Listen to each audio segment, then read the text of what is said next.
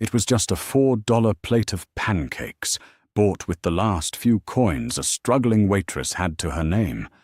But that single act of kindness toward a shivering beggar was about to unravel a multi-billion-dollar corporate conspiracy and completely change the trajectory of two very different lives. The rain was coming down in sheets, aggressively lashing against the greasy neon-lit windows of the Starlight Diner. It was a bleak Tuesday night in late November, the kind of night that soaked right through to your bones and made the city of Chicago feel like a sprawling concrete graveyard. Inside the diner smelled of stale coffee, burnt hash browns, and cheap industrial bleach. Harper Hayes stood behind the scratched Formica counter, her hands raw and smelling of dish soap, absent-mindedly wiping a rag in circles. She was 24, but the dark circles under her eyes and the tight, anxious line of her jaw made her look a decade older. Every time the diner's front bell chimed, she flinched not out of fear of a customer, but out of the sheer exhaustion of having to paste on a customer service smile when her world was quietly falling apart. Harper's younger brother, Cameron, was lying in a cramped, drafty apartment 6 blocks away, battling a severe congenital heart defect. The medication that kept his heart beating in a regular rhythm cost $800 a month. Her rent was 2 months past due, and the bright pink eviction notice taped to their front door that morning felt like a physical weight pressing on her chest. She had exactly $18.42 in her apron pocket, her total tips for a grueling 9-hour shift. "Wipe down booth 4, Harper. It's sticky," barked Dakota Higgins, the diner's manager. Dakota was a deeply unhappy woman who wore too much blue eyeshadow and seemed to draw her life force from making her employees miserable. "And stop daydreaming. You're paid to work, not to stare out the window like a lost puppy." "Yes, Dakota," Harper muttered, grabbing a spray bottle and walking over to the empty booth. Just as she began to scrub the vinyl table, the front door rattled violently. The brass bell chimed, and a gust of freezing wind swept through the diner, carrying with it a figure that made Dakota gasp in sheer disgust. He was a tall man, but severely hunched, shivering violently under the weight of a soaking wet, moth-eaten wool coat. His hair was a wild, matted grey mane plastered to his skull by the rain, and a thick, unkempt beard obscured most of his face. He smelled strongly of wet pavement, damp earth, and the undeniable tragic scent of prolonged homelessness. His shoes were practically non-existent, just cracked leather held together by grey duct tape. He didn't walk. He shuffled his eyes glued to the scuffed linoleum floor, moving toward the farthest, darkest booth in the corner. "Oh, absolutely not," Dakota screeched, marching out from behind the cash register, her face flushed with anger. "Hey, you get out of here. This is a place of business, not a homeless shelter." The old man stopped in his tracks. He didn't look up, but his shoulders slumped even further, a gesture of profound defeat. He slowly turned around his trembling hand, reaching out to push the heavy glass door open again, to face the freezing storm. Harper's heart broke. She looked at the man, and then she thought of Cameron. She thought of how fragile life was, and how terrifying it was to be cold hungry and entirely alone in a world that didn't care if you lived or died. "Wait," Harper said, her voice cutting through the diner's quiet hum. Dakota whipped her head around, glaring at Harper. "Excuse me, what do you think you're doing?" Harper stepped directly in front of Dakota, blocking the manager's path to the old man. "It's freezing out there, Dakota. It's practically sleeting. He's going to catch pneumonia." "I don't care if he catches the bubonic plague, Harper. He is driving away paying customers." Dakota gestured wildly to the diner, which was currently occupied by only 2 truck drivers who were busy ignoring the commotion. "Throw him out or you're fired." Harper swallowed hard. She needed this job. She desperately needed the meager paycheck to keep the lights on. But looking at the shivering man who had now collapsed against the doorframe, his breath rattling in his chest, she knew she couldn't live with herself if she sent him back into the storm. "He is a paying customer," Harper said, firmly, her voice shaking only slightly. She reached into her apron and pulled out a crumpled $10 bill and a handful of coins more than half of her night's tips. She slapped the money down on the counter. "Ring him up for the deluxe breakfast combo, pancakes, eggs, bacon, and a large black coffee. Put it on my tab." Dakota stared at the money, then up at Harper, her eyes narrowing into venomous slits. "You're a fool, Harper, a bleeding heart fool. You serve him, you clean up after him. But if he causes one problem, you're both out on the street." Harper ignored her. She walked over to the old man and gently touched his wet sleeve. "Sir, please come sit down. It's warm in this booth right by the radiator." The man flinched at her touch, looking up at her for the first time. Beneath the dirt and the matted hair, his eyes caught Harper off guard. They weren't the vacant, defeated eyes of a man who had lost his mind to the streets. They were a striking, piercing, icy blue, sharp, calculating, and intensely focused. For a brief second, Harper felt like she was being analyzed, weighed, and measured. "Thank you," he rasped, his voice a gravelly whisper. Harper guided him to the booth and hurried to the kitchen to place the order. When she returned with a steaming mug of coffee, the man had stripped off his soaking coat and wrapped his trembling hands around the ceramic mug, soaking in the heat. When the food arrived, he didn't eat like a starving animal, which surprised Harper. He ate methodically, carefully, despite his obvious hunger. Harper stayed near his booth, refilling his coffee, ensuring Dakota didn't come near him. "You shouldn't have done that," the man said, suddenly breaking a 20-minute silence. He was staring at the last piece of bacon on his plate. "You angered your superior. You risked your livelihood for a stranger." "It's just breakfast," Harper replied, gently wiping down the adjacent table. "Nobody deserves to freeze to death." The man turned those piercing blue eyes on her again. "What is your name?" "Harper. Harper Hayes." "You have holes in your shoes." "Harper Hayes." He noted quietly, pointing a bruised finger at her worn-out sneakers. "You count your tips meticulously, which means you live paycheck to paycheck. You cannot afford to buy meals for beggars." Harper felt a flash of defensive pride, but it melted away under his intense gaze. "Maybe not. But I know what it's like to be backed into a corner with nowhere to go. My little brother, he's very sick. Every day feels like I'm drowning.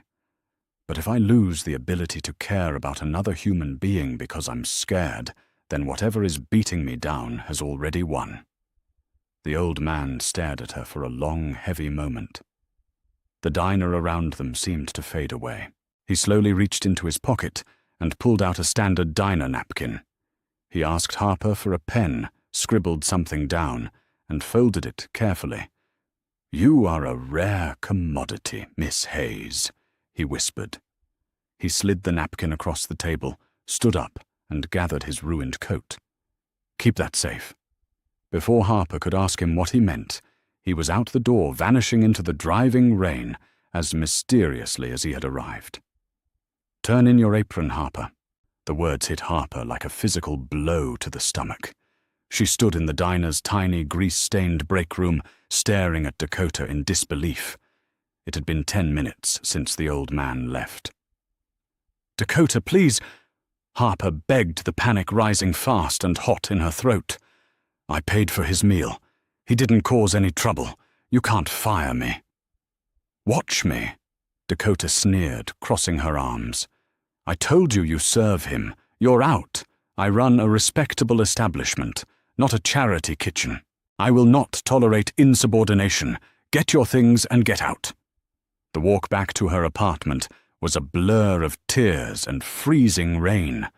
Harper's mind raced with terrifying calculations. Rent was due. Cameron's heart medication ran out in 4 days. The electricity bill was already overdue. By buying that man a meal, she had triggered the total collapse of her fragile existence. When she unlocked the door to her apartment, the first thing she heard was the rattle of Cameron's breathing. Her 10-year-old brother was asleep on the worn sofa, a thin blanket pulled to his chin. His skin was pale, tinged with a terrifying bluish hue. Harper sank to the floor in the hallway, pressing her hands over her mouth to muffle her sobs. She pulled the folded napkin from her pocket, half expecting a profound message. She opened it. It was blank, save for a series of random alphanumeric characters written in black ink. CG774 Proxy H. She crumpled it in frustration and threw it into the trash. It was useless. She had sacrificed everything for the ramblings of a madman. The next morning, the harsh light of reality set in. Harper was frantically scrolling through job boards on her cracked phone while feeding Cameron some cheap oatmeal when a heavy authoritative knock echoed on their apartment door. Harper froze. Her eyes darted to the eviction notice she had brought inside. The landlord had brought the police. It was over. "I'll get it. Harpy," Cameron rasped, trying to sit up. "No, stay down," she whispered gently, kissing his forehead. She took a deep breath, walked to the door and pulled it open, bracing herself for the worst. Instead of her slumlord landlord or a uniformed police officer, a man stood in the hallway who looked like he had stepped off the cover of Forbes magazine. He was in his late 30s, wearing a sharply tailored midnight blue Italian suit, a silk tie, and a Patek Philippe watch that likely cost more than Harper's entire apartment building. Behind him, parked illegally on the curb outside, was an armored black Mercedes Maybach. "Harper Hayes?" the man asked. His voice was smooth, polished, and strictly business. "Yes," Harper stammered, gripping the doorframe. "Who are you?" "My name is Vincent Thorne. Apologies, Vincent Sterling." The man caught himself shaking his head slightly. "My name is Vincent Gallagher. I am the senior legal counsel for Caldwell Global Enterprises. May I come in?" Harper was dumbfounded. Caldwell Global was a massive international conglomerate, heavily invested in real estate, tech, and pharmaceuticals. They owned half the skyline of Chicago. I think you have the wrong apartment, Mr. Gallagher." "I assure you I do not," Vincent said, stepping inside without waiting for an invitation. His eyes briefly swept the dilapidated apartment landing with a soft, sympathetic glance on Cameron before returning to Harper. He opened a sleek leather briefcase and produced a thick, wax-sealed envelope. "Last night at approximately 10:45 p.m., you paid for the meal of a homeless man at the Starlight Diner," Vincent stated. It wasn't a question.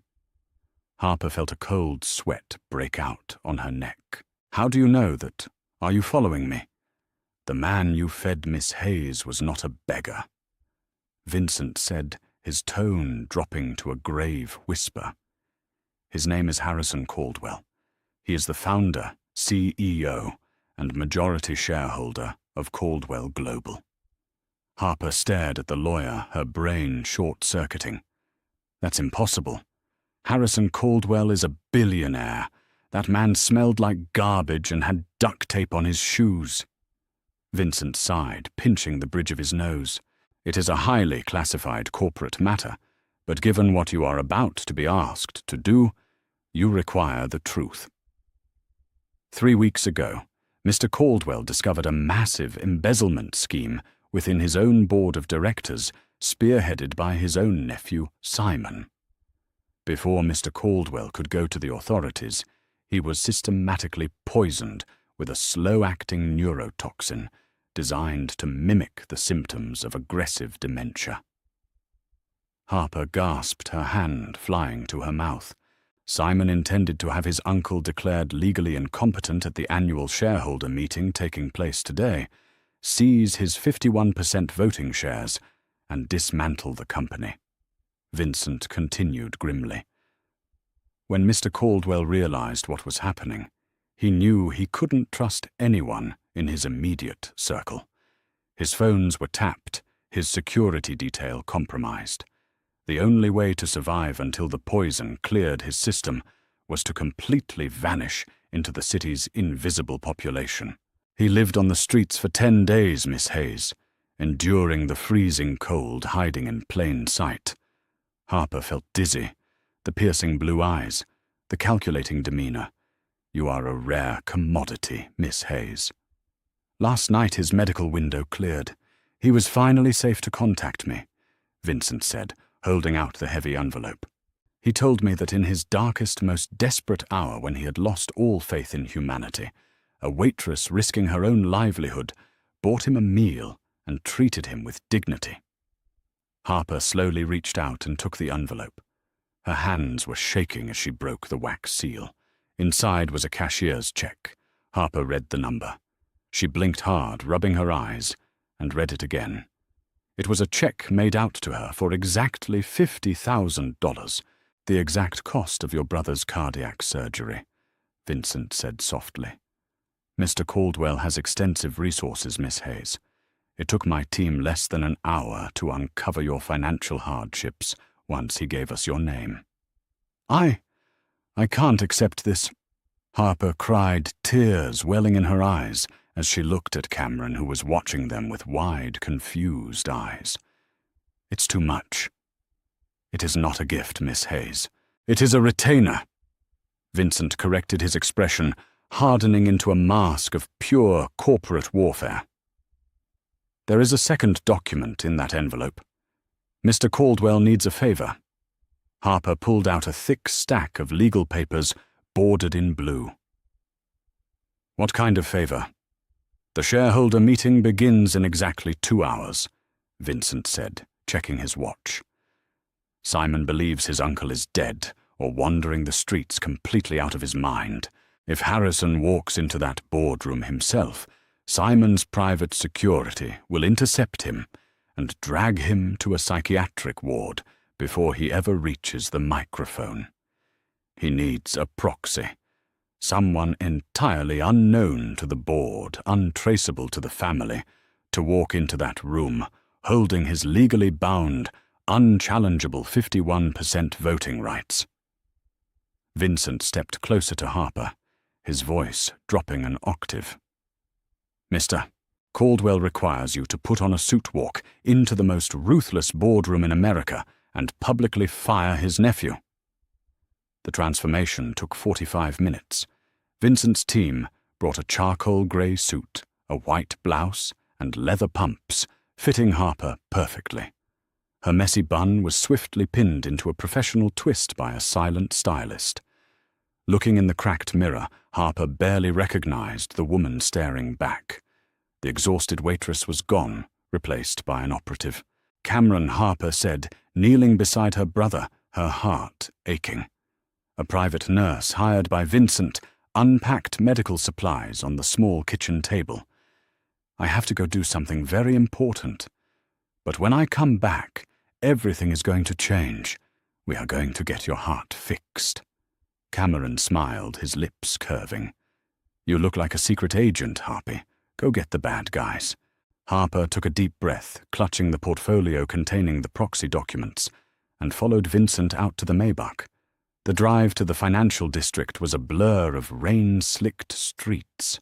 Caldwell Global Headquarters was a monolithic structure, piercing the gloomy Chicago skyline. The lobby was a cavern of polished marble, swarming with aggressive security personnel in dark suits. Vincent flashed a platinum badge, guiding Harper toward a private elevator, reserved for executive board members. The meeting is on the 75th floor, Vincent murmured, as the elevator doors slid shut, sealing them in a hushed, mahogany-paneled box. Simon has already called the vote to restructure the executive hierarchy, due to his uncle's disappearance. He spent 6 months bribing and manipulating the remaining board members. You will be walking into a den of wolves, Harper. You must not waver. The proxy gives you absolute authority, but Simon will try to intimidate you. I deal with angry truck drivers for a living, Vincent, Harper replied, her grip tightening on the portfolio. Her knuckles were white, but her voice was surprisingly steady. I think I can handle a few men in expensive ties. The elevator chimed. The doors glided open to a sprawling reception area. Frosted glass double doors stood at the far end, guarded by two massive security contractors. Vincent stopped. I cannot go in with you. Simon stripped me of my clearance yesterday. From here you are entirely on your own. Harper nodded. She squared her shoulders, channeling every ounce of frustration, fear and desperation she had felt over the last year into a cold, hard shield. She marched past the reception desk. The two guards stepped forward, crossing their arms to block the doors. Authorized personnel only. The larger guard grunted his hand, resting on a communications earpiece. Harper didn't even slow down. She pulled a heavy gold-embossed keycard from her pocket, the very card Vincent had handed her in the car, and swiped it against the biometric scanner next to the doors. The machine flashed a vibrant, approving green. The guards exchanged a confused glance, stepping aside just as the heavy glass doors swung open. Harper walked into the lion's den. The boardroom was colossal, featuring a massive, polished mahogany table that stretched 30 feet across the room. Floor-to-ceiling windows offered a dizzying, rain-swept view of the city far below. Seated around the table were 7 older men and women, all wearing expressions of varying degrees of greed and anxiety. At the head of the table stood Simon Caldwell. He was a striking man in his early 30s, with slicked-back blonde hair and a predatory, arrogant smile. He was in the middle of a speech, gesturing expansively with a gold pen. And so it is, with a heavy heart, that we must acknowledge my uncle's declining mental faculties and subsequent disappearance. Simon proclaimed, his voice dripping with faux sorrow. For the stability of Caldwell Global, I hereby call the motion to formally transfer majority voting rights to... I object to that motion. Harper's voice rang out sharp and clear, echoing off the glass walls. The entire room froze. 8 pairs of eyes snapped toward the doorway. Simon dropped his gold pen. It clattered loudly against the mahogany. "Who the hell are you?" Simon demanded, his face instantly flushing with anger. "Security. How did this woman get in here?" Harper walked slowly and deliberately toward the table, her heels clicking rhythmically against the hardwood floor. She didn't look at the other board members. She kept her eyes locked entirely on Simon. "My name is Harper Hayes," she announced, stopping at the opposite end of the table. She opened her leather portfolio, pulled out the thick stack of blue-bordered legal documents, and slapped them down on the polished wood. "And I hold the legally binding proxy for Harrison Caldwell, granting me 51% of the voting rights in this room. Your motion is denied." Chaos erupted. The board members began shouting over one another, slamming their hands on the table. Simon's arrogant facade shattered, replaced by a mask of pure, unadulterated rage. "That is a forgery!" Simon roared, pointing a trembling finger at Harper. "My uncle is severely compromised. He is legally incapacitated. He cannot issue a proxy. Guards, remove this lunatic immediately." The 2 security contractors rushed into the room, reaching for Harper's arms. "Touch me and you'll be facing a federal kidnapping charge," Harper said, her voice dropping to a deadly quiet register. She didn't flinch. "I suggest you read the document, Simon." It was notarized and authenticated by a federal judge at 8 a.m. this morning. The bloodwork attached to the back proves that Harrison Caldwell is entirely sound of mind and body. A silver-haired board member named Gregory snatched the documents from the table, quickly scanning the pages, his face drained of all color. "Simon, the signatures are verified, the federal seal is authentic, and there's a toxicology report here, stating Harrison was poisoned with a synthetic neurotoxin. The room plunged into a suffocating, horrified silence. The board members slowly turned to stare at Simon, who was suddenly sweating profusely. Lies. It's all fabricated nonsense, orchestrated by a desperate old man. Simon screamed violently, sweeping a crystal water pitcher off the table.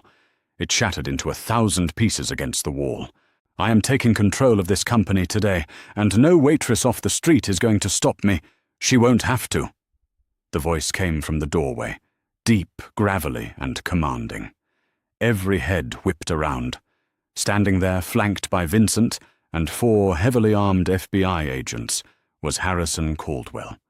He was no longer the shivering beggar in the moth-eaten coat.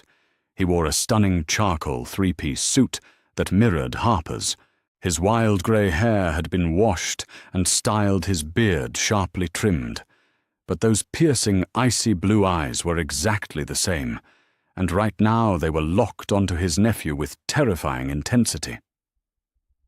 "Uncle Harrison." Simon choked out, his legs giving out as he collapsed into his leather chair.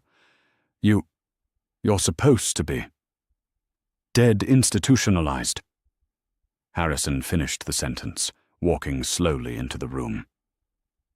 "You underestimated my will to survive, Simon, and you profoundly underestimated the kindness of strangers. You built an empire on betrayal, but you forgot that loyalty cannot be bought." Harrison stopped beside Harper, placing a warm, reassuring hand on her shoulder. He looked at the trembling board members. "Simon Caldwell is hereby terminated from this corporation, effective immediately. Furthermore, he is under arrest for corporate espionage, embezzlement, and attempted murder." The FBI agents moved swiftly, swarming Simon and hauling him out of his chair. Handcuffs clicked sharply, a sound that echoed like a gunshot in the silent boardroom. Simon didn't fight back. He was completely paralyzed by shock, muttering incoherently as he was dragged out the glass doors. Harrison turned to the remaining board members, his gaze sweeping over them like a spotlight. "You have all been complacent. You allowed a snake to nest in my company. There will be an exhaustive internal investigation, and anyone found complicit in my nephew's schemes will face federal prosecution. Meeting adjourned." The board members scrambled out of the room like frightened mice, leaving only Harrison, Vincent, and Harper in the quiet aftermath. Harper exhaled a shaky breath, her knees suddenly feeling very weak. She leaned against the heavy mahogany table. "Did we do it? We did, Miss Hayes." Harrison smiled, the harsh lines of his face softening. "You played your part flawlessly." "So what happens now?" Harper asked, looking down at her hands. "Now you go home," Harrison said gently. "Cameron's surgery has been scheduled for tomorrow morning at Chicago Memorial. The top pediatric cardiothoracic surgeon in the country is flying in tonight. I have established a trust fund in your brother's name to cover all medical expenses, college tuition, and living costs for the rest of his life." Harper burst into tears, covering her face. The crushing weight of poverty, the terror of losing Cameron, the endless, sleepless nights. It was all evaporating. Harrison pulled a handkerchief from his pocket and offered it to her. "Furthermore," Harrison continued his tone, shifting back to business, "I need people around me who possess genuine integrity, courage, and an unshakable moral compass. People who are not afraid to stand up to bullies, whether it's a diner manager or a corrupt executive. I am officially offering you a position as the Director of Philanthropic Operations for Caldwell Global. Your starting salary will be $400,000 a year." Harper looked up, her eyes wide. "Mr. Caldwell, I'm a waitress. I don't have a college degree. I don't know the first thing about running a corporate charity division." "You know exactly what it feels like to be invisible," Harrison corrected her. "You know who needs the help, and you know how to give it without expecting anything in return. I can teach you the business, Harper, but I cannot teach someone how to have a soul. You already have one. 2 years later, the Starlight Diner was bought out and demolished. In its place stood the Cameron Hayes Community Center, a state-of-the-art facility providing free meals, medical clinics, and shelter for the city's homeless. At the ribbon-cutting ceremony, Harper stood proudly next to her brother, whose cheeks were flushed with healthy color, his heart beating strong and steady. And standing right behind them, watching with a quiet, satisfied smile, was Harrison Caldwell, the billionaire who had learned that sometimes the greatest investment you can make costs exactly $4 and a plate of pancakes. The universe has a remarkable way of rewarding pure intentions. A single selfless act of kindness from a struggling waitress shattered a massive corporate conspiracy and saved 2 innocent lives. If Harper's incredible journey inspired you today, please hit that like button, share this amazing video with your friends, and subscribe to our channel for more real-life stories of dramatic twists, hidden billionaires, and the undeniable power of everyday heroes.